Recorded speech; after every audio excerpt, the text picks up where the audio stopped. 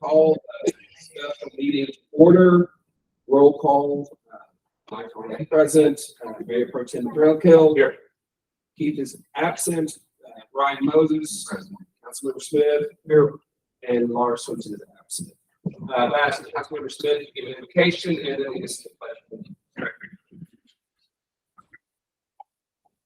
Lord, today we give thanks for our freedom, and we ask that you watch over this council and give us wisdom. Pray this in Christ's name, amen. Allegiance to the flag of the United States of America and to the republic for which it stands, one nation, under God, indivisible, with liberty and justice for all. Announcements. Horses burn ban still. We're on stage 5, emergency water restrictions. It's 6 o'clock every morning and every evening. Local pastors organize a prayer group on the square, praying for rain. They're going to do it every morning, every evening.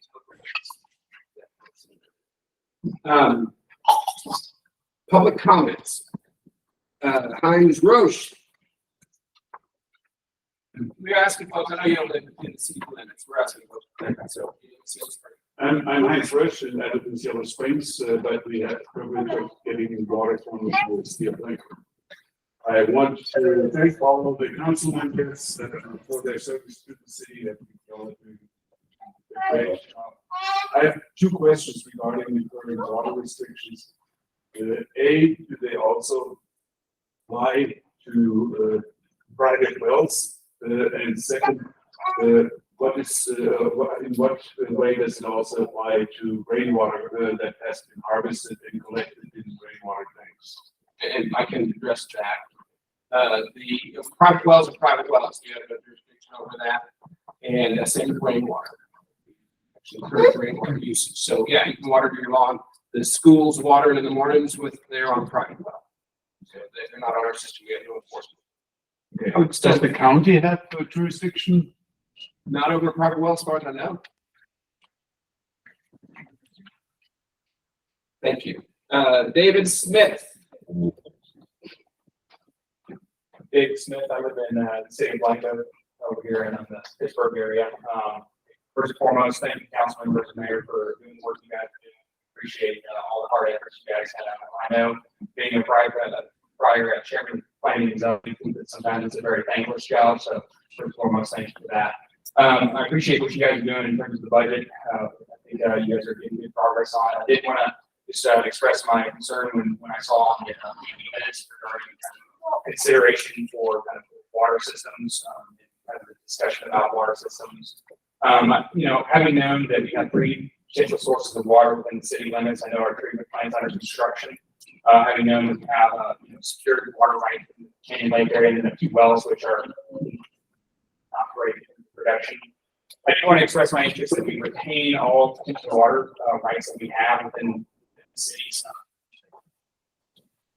purview, if you will, because there was a report done by BT Campus for kind of water rights and what we are looking at in terms of the future for 2050 plan, and to continue to have water rights for as a growth mechanism for within our city and our citizens. I feel like it's an important thing to continue to have all potential water sources. So thank you guys for your time. I really appreciate it.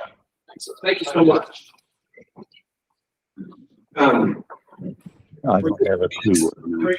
I didn't do 2 first because we're going to not take action on that. We had a conversation with the Meadowson this morning. There was a thought that we would need to expand our MOU so they could invite us on groundwater, but they found it in the agreement. They just gave MOU. They said no expansion needed. They didn't invite us.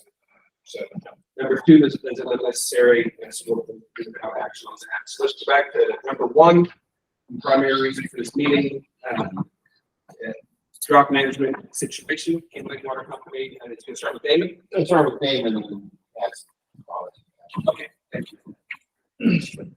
So I gave you a piece of paper, just kind of give you a layout of the land, if you wish, and kind of what happens where we're at today. Basically Stallion Tank, which is the 31306 area, that feeds Church Tank. Church Tank ranges off of BCL on its way to Stand Flag. and then from standpipe is full, it sends up to the elevated tank. You can see here, the starting tank is estimated at 1 million gallons, so roughly 1 foot of water is equal to 50,000 gallons of water. Normal operating levels is 18 feet in that tank. Church tank is a 250,000 gallon tank. Foot of water is equivalent to 12,500 gallons.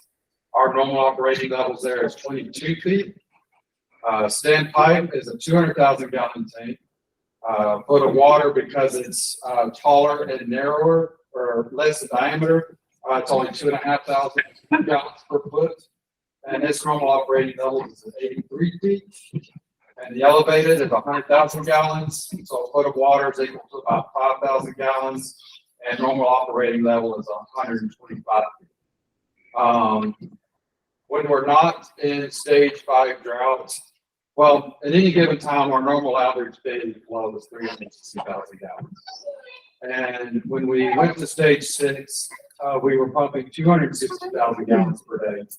This is roughly 60,000 gallons per day reduction or 19% difference. So by reducing these people that we did during the Friday, Saturday, and Sunday, we've seen a reduction of about 19% in our water usage. Just a little recap over the last 3 years. We've been fully relying on Canyon Lake water. And maintaining Stallion Tank has been a challenge over all these years. We've had the over 10 feet. This is especially true during summer months when irrigation's at its highest use. We've had many occasions that Stallion would be able to maintain above 2 feet. And Church Tank would fall before 3 feet. This has happened in the past. But Stallion would recover throughout the night, and we were able to allow Church Tank to replenish by the next morning. On Friday, 7/14, I notified the city administrations that Stallion had reached 4 feet. Just so y'all know, 4 feet, that's when the pumps go to low level lockout. You have to go on site and run those pumps manually in hand to keep them sending water to Church Tank. Doesn't mean they're not sending us water, just we're not getting it fast enough. We were monitoring the situation 24/7. From 9 a.m., they had reached a level of 2 feet. That's the point where we have to turn off the pumps because it gets too close to the suction line and we can start pulling air into the system. So we killed the transfer pumps, allowed them time to catch up, and this is what we've done in the past also. I notified Warren of the situation, and I called Texas Water, and they notified me they were out looking for a leak. At this time, all the city tanks were full. Their normal operating levels of mentioned above. About 12 p.m., Church Tank had dropped down to 14 feet, but Stallion was starting to recover. I think at that time we were around 3 feet, 4 feet to start to come up. It was expressed from them that there was a leak that had been isolated and repaired, and that we should be receiving water. We learned today that there's just a lot of irrigation on the line, and it was a small leak, but it was not leaking shipping back to the majority of the water. It's not making it to us. Everybody's water regardless. But since then, Stallion has maintained above 4 feet, and all the city tanks have remained full. So, I've got a question on this. Are we the only pump pulling out of that tank? no. So what are the other pumps? They send water to the subdivision that's behind it, which is Stallion Estates. And that little subdivision, from my understanding, between 306. Right, that's one of this directly, I guess. Yes. Okay. So when we stop pulling water, do the other pumps, are they under the same restriction where they don't have it?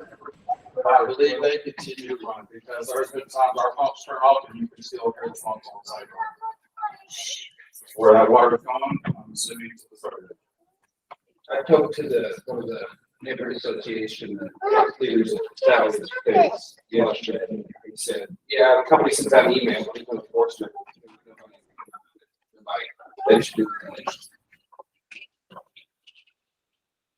Okay, so we electively turn our, because I understand you don't want to pull air. Right. So, And I guess the others at the discretion, they can make that's their pumps that are pulling. Yes, sir. So our pumps and their pumps are within the same fencing. So we can tell when their pumps are running. Ours. Would it be beneficial to synchronize that? Or That would be potentially a conversation we're having with them. Because I don't know what their load levels are lockout is set at. And, I would assume they're coming out of the same suction side that we are. So we can't get any lower. it would be hard to, yes. Okay, there's pumps comparable sizes. I believe they're a little smaller. Also, I'll verify that, but But I a little believe, bit less decapitate. right, yes. All right, And I don't think the line that one feeds, don't want me 100% to this, but I think the line's a little bit smaller than our transfer line too. So, lower volume, but still.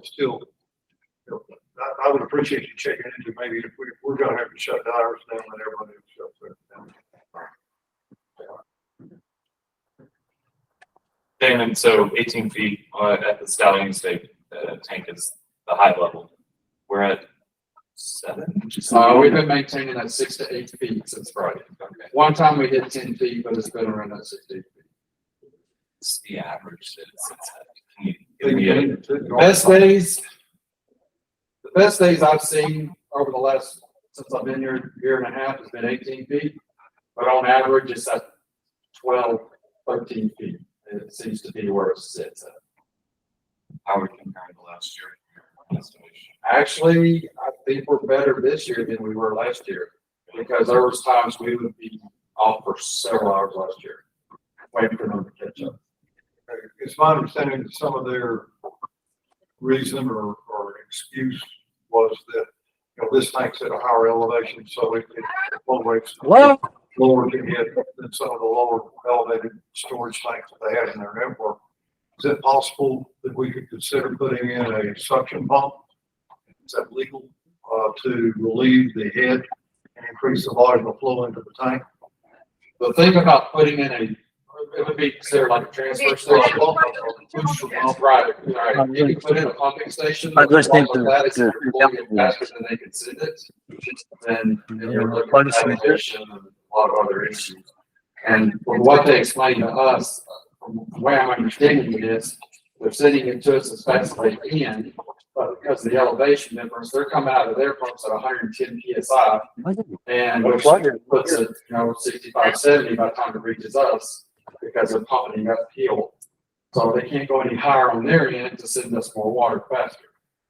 So putting a pumping station there would pull it our way, but if they're not getting it to that transfer station, then you're. Right, but you could put a control system in there. That's, anything's possible, but an engineer will have to figure that one out. I've seen it, yes, but it just depends on a lot of. They do that with fire water. You can't pull a negative pressure on city main, but you can increase the flow of the service, the fire water to a large building or something. Okay. That's possible to explore as well. At this point, anything's worth exploring. Where can we find out what work? I mean, it's worth exploring, and then if it doesn't work, we'll quickly find out. Well, next thing, I want to find out before we do it. But No, I mean, if that's an option, I'd like to. And Damon, just so we're all clear, with all of our storage tanks full, any given day, we have 24 hours of water. with all the state, yes, 24 to 30 hours of storage. Just because of as you know, it's public knowledge that we busted TTHMs, disinfectant byproducts, earlier this year, later last year, I don't remember. Anyway, that's due because water does not turn over fast enough, or water sits in the tank too long. The chlorine that disinfects the water, you start getting organic growth, creates disinfectant byproducts, which increases your TTHMs. If you add more storage, that's going to hold the water in there longer. Your TTHMs are going to continue to grow. So Yes, at any given time, we have 24 to 30 hours, but more storage is not gonna fix the issue. Long story short. But which so? That's what we're trying to figure out.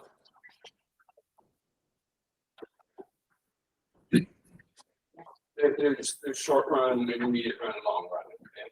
So this is the first chance the council has had to have this conversation, and just so everybody knows the quorum rules are such that in the midst of this, I reached out to Mayor Pro Tem Trailkill, and he was with us the whole time, but that's all. Nobody else from the council could come in the room.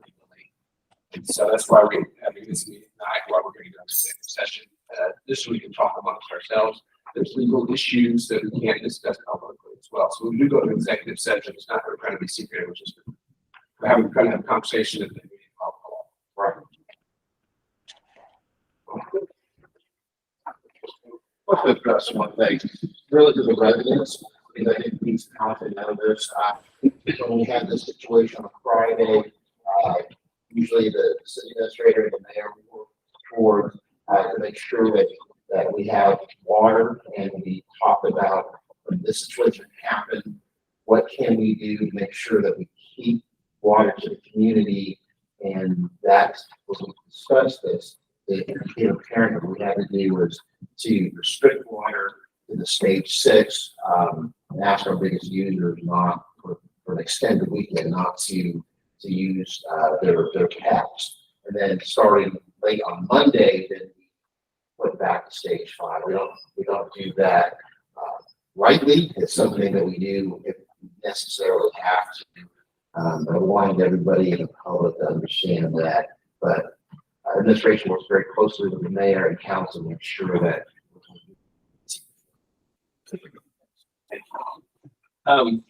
Yeah, Friday mornings were up. When you're operating with the information at hand, which was very limited. We had 24 hours of water, none coming in, and our tanks dropping a foot an hour. We had to prepare for the worst, and I wanted to thank the members of the team. Damon, Laurie was integral. Tim and Candy Cargill helped out. Randy Crossan, Wayne Gosnell, and several others. Exemplary. I'm really humbled and impressed by doing their part, and the community at large. The fact that when we go to stage 6, we only drop 19% is actually a testimony to the fact that we're really pretty darn good at conserving water. You have other communities and it goes down 50%, but a lot of people are watering their lawns this time of year. There's no better, and nobody's complaining. They're pulling. I'm proud of our community and proud of our team. I think. In fact, the head of the region for the Department of Emergency Management said that they were impressed with our team. So I want to thank everybody for that. I guess we can do what. Well, I was just to kind of close out, Damon, in this moment, are you satisfied with the position we're in today with our current levels? Yeah, we're maintaining what I would consider normal in this situation. It's just that time of year. So, but I am comfortable with it. What triggers a panic in me is when Kenny Lake calls and says it's going to be 2 to 3 days of no water and church tank goes dry, then Damon's panic. And the mayor and company met with the water company today. Correct.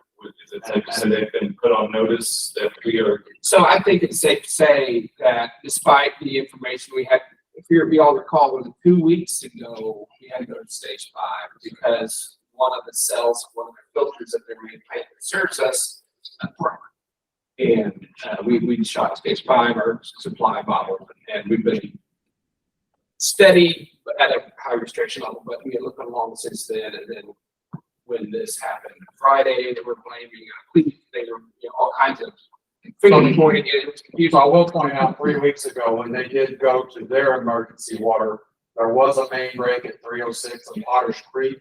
And it was also the same day that one of the cells on their filter came out. So it was kind of a perfect storm. And that's when they went to emergency stage to try to keep up with their customers.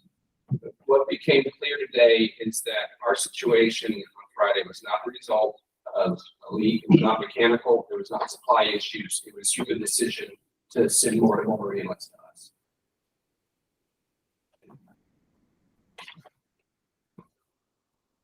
So that was frustrating, but yeah, we met with the president and that's a water. That's not acceptable in the future. So I think we're in a better position today than we were yesterday. I'm confident, I'm hopeful that we can go to a lower level of restriction and stay there. Well, I will state this, we do have guys that are taking shifts, including myself. We check every 25 minutes. They got an alarm set throughout all the night. We rotate shifts, take turns. We are monitoring this 24/7. If anything goes south the slightest way, warns the first person to know. And I'm confident that if we do have another one of those perfect storms, we're in the season of perfect storms, we are prepared to keep our people hydrated no matter what happens. We got a lot done on Friday that's prepared for that. So I think we'll be okay. And the reason it's 25 minutes is because I fat fingered it and didn't put it in 30. So,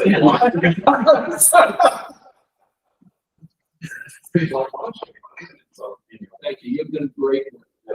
Appreciate that. Thank you so much. Anything else to discuss in public? Yeah, we're going to during the public portion go into executive session and then come back out when we're done. It is 6:21. Thank you.